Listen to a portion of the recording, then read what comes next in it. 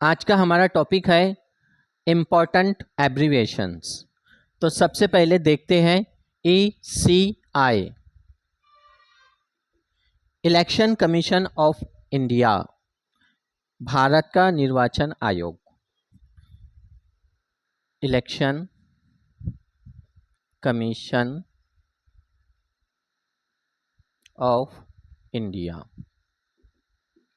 क्या आपको पता है इसका गठन कब हुआ था? 25 जनवरी 1950 को। और ये आयोग क्या करता है?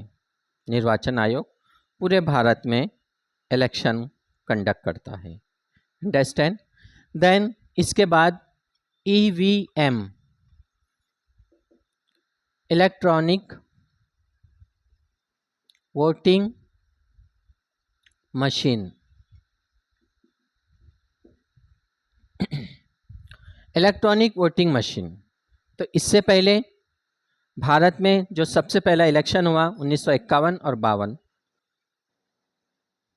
बैलेट पेपर पे वोटिंग होती थी। धीरे धीरे डेवलपमेंट हुआ।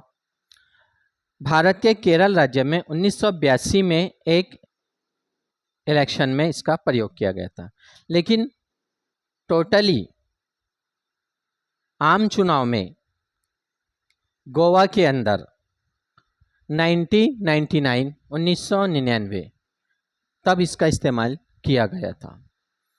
और 2004 में इसी इलेक्शन कमीशन ऑफ इंडिया ने, निर्वाचन आयोग ने, टोटल पूरे भारत में लोकसभा के इलेक्शन में इलेक्ट्रॉनिक वोटिंग मशीन से इलेक्शन करवाया था।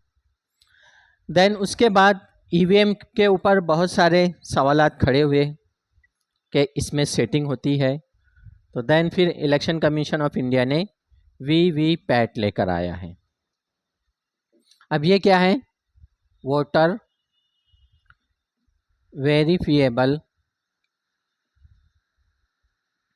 Paper audit trial. Paper audit trial, voter verifiable paper audit trial.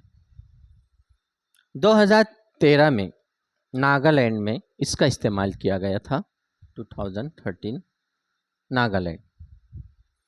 और अभी 2024 में हमने देखा है क्या होता है VVPAT के, एक आपकी EVM होती है और EVM के बाजू एक छोटा सा डब्बा होता है और इसको उससे जोड़ दिया जाता है।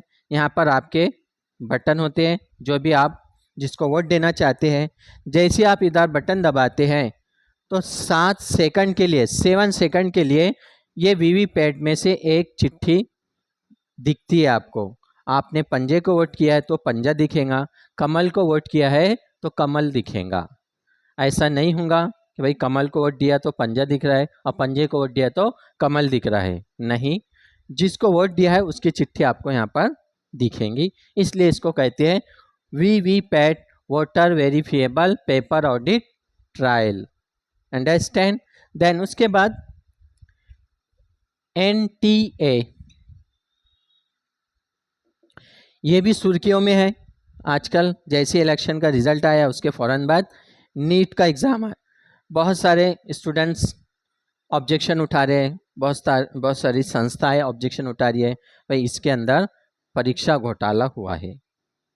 जैसे बहुत सारे परीक्षाओं में घोटाले होते हैं, ऐसे नीट में भी घोटाला हुआ है, ऐसा सुर्खियों में आया। तो अब NTA एक्चुअल में है क्या?